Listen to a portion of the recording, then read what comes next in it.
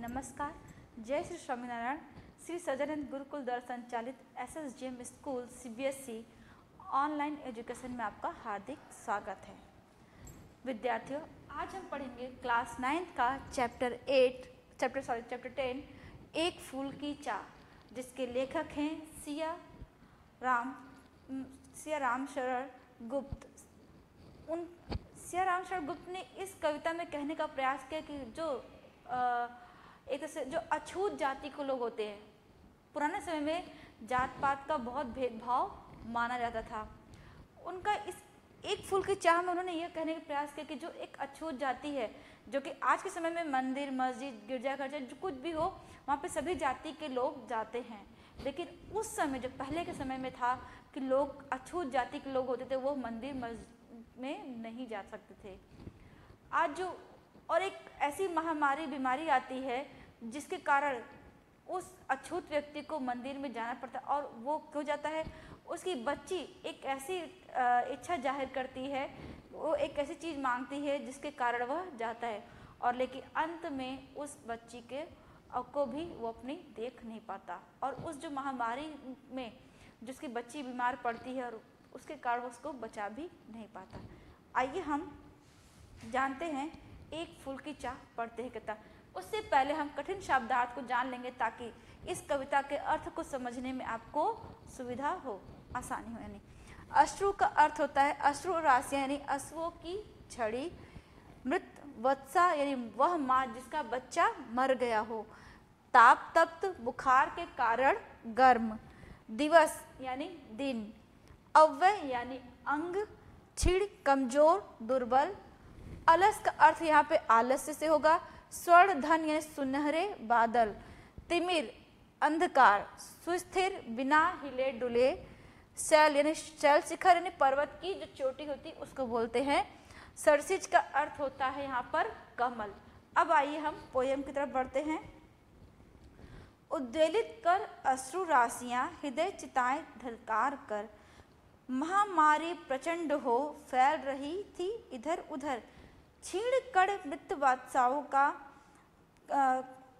करुण रुदन दुर्दांत निदांत। भरे हुए था निज कृष्ण में हाहाकार अपार अशांत। यानी यहाँ कवि कहने का प्रयास कर रहे हैं कि चारों ओर महामारी, एक बीमारी थी जो चारों ओर फैली हुई थी, और अपने प्रचंड रूप में वह क्या थी? फैली रही थी। सब ओर चिताएं जलती हुई दिखाई देती थी। लोग रो चिल्लाते, यानी जब किसी माता का बच्चा मरता था तो क्या थी? वो रोती बिलखती चिल्लाती थी अपने बच्चे के लिए। सबका हृदय व्याकुल हो रहा था और आंखों से आंसू बह रहे थे। यानी जो ऐसी महामारी बीमारी थी कि जिसके कारण अनेक लोग मर रहे थे, और हर तरफ क्या लेखक को चिताएं जलती हुई दिखाई दे रही थी, और उसके कारण लोग क्या करते? हाहाकार मच गया था, यानी रो रहे थे। अपने परिवारजन, कुछ परिवार का जो व्यक्ति मरता था उसके लिए वो रोते बिलखते थे। मरी हुई संतानों की माताओं का रोना विलाप करना लगातार सुनाई देती। यानी क्या? जो माताएं थी जिनके बच्चे इस महामारी के कारण मृत्यु को प्राप्त हो गए थे, वो उसके दुख के कारण वो खूब रोती बिलखती, यानी लेखक को उनकी जो रुलाई थी वो सुनाई देती थी।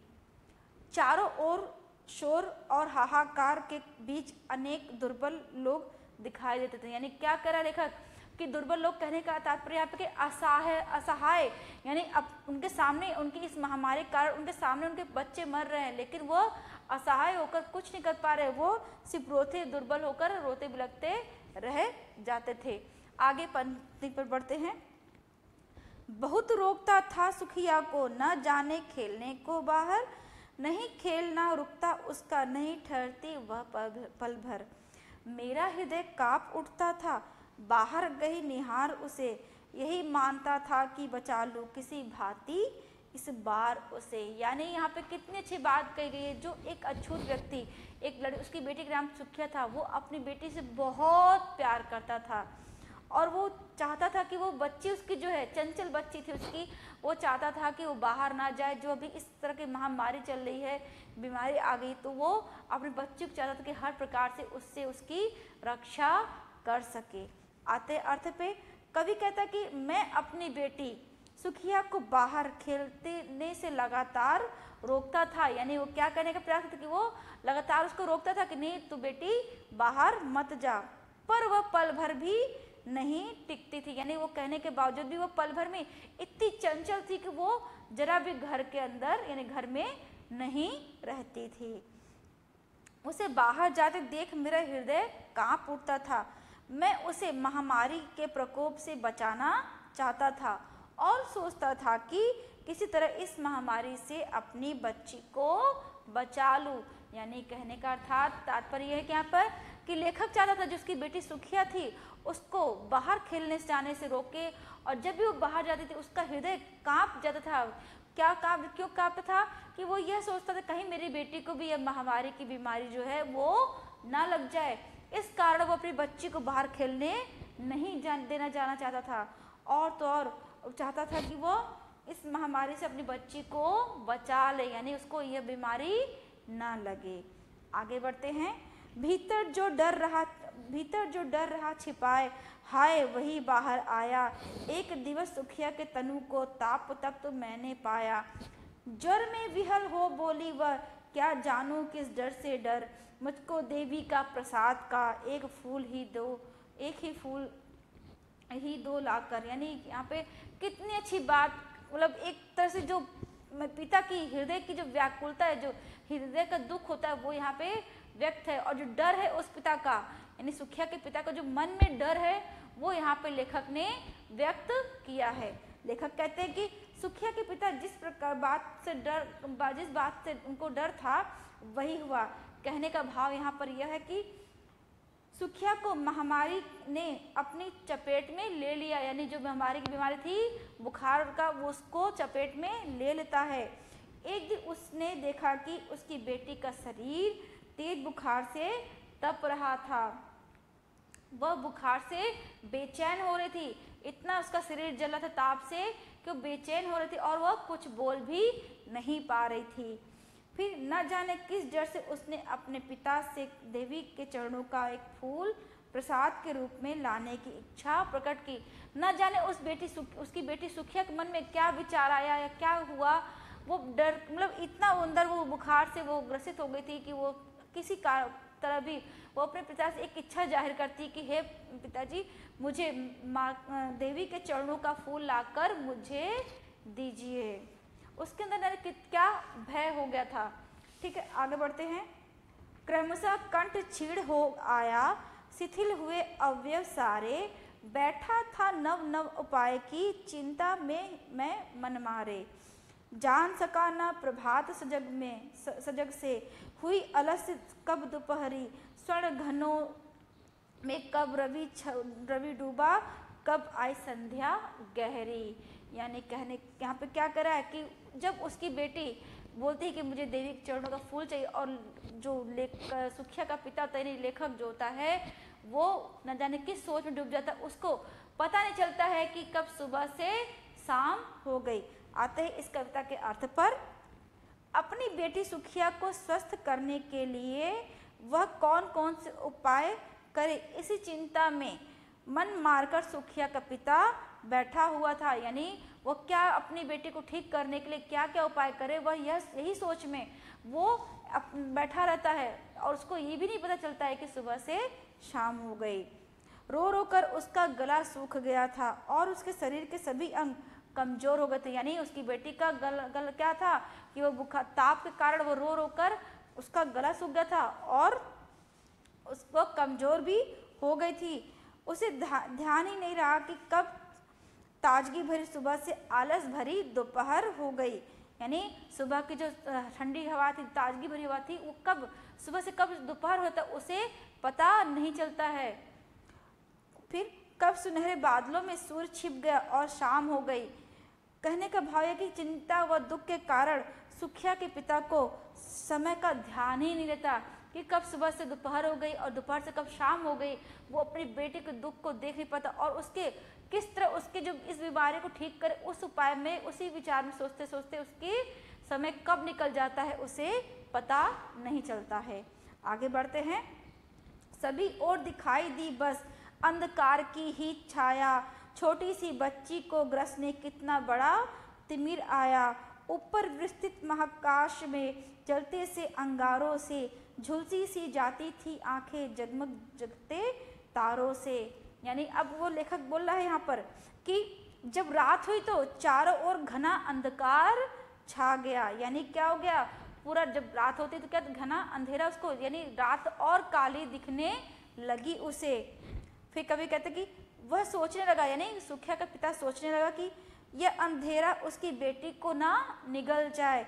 यानी जो ये अंधेरा है, यानी अंधेरा यानी महामारी की जो बीमारी है, कहीं उसकी बेटी को भी अन्य बच्चों की तरह निगल ना जाए। विस्तृत आकाश में तारे जगमगा रहे थे, किंतु कवि को वे जलते हुए अंगारों के समान लग रहे थे। उन तारों में उसकी आंखें झुलसी जाती थी। यानी क्या था कि जो उसके तार, जो आकाश तारे निकले थे, वो क्या उनको अंगारों की तरह दिख रहे थे। अंगारे यानी आग के गोले की तरह दिख रहे थे।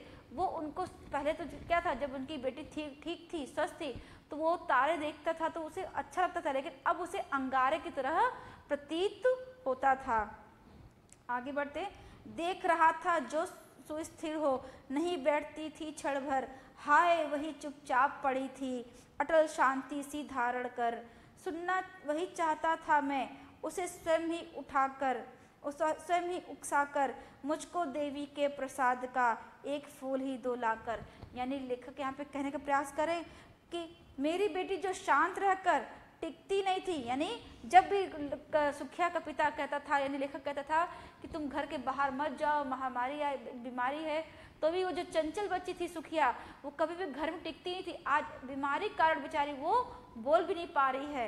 लेखक वही कह रहे हैं कि जो शांत, आज वो शांत पड़ी हुई है, वह वही अब बीमारी होने के कारण चुपचाप लेटी हुई, यानी वह अब घर के बाहर भी बीमारी कारण नहीं जा सकती है।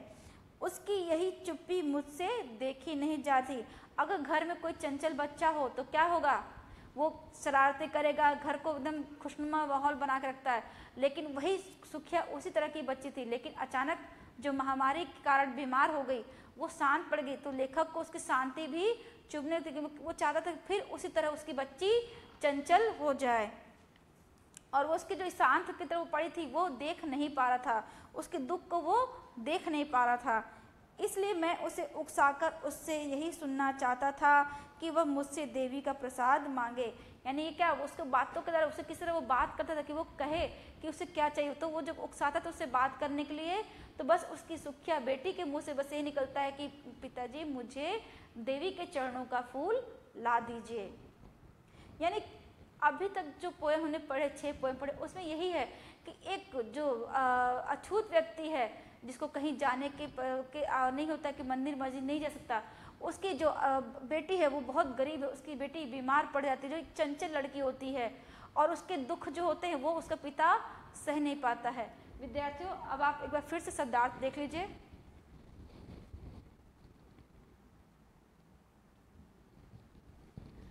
अब इस पाठ के अगली पंक्ति में हम इसकी जो आगे की कविता है पढ़ेंगे। और प्लीज़ विद्यार्थियों, please like, subscribe and share. अब हम जो इसका 7वां, 8वां और जो और भी काव्य पंक्ति है आगे नए वीडियो में पढ़ेंगे। जय श्री स्वामीनारायण।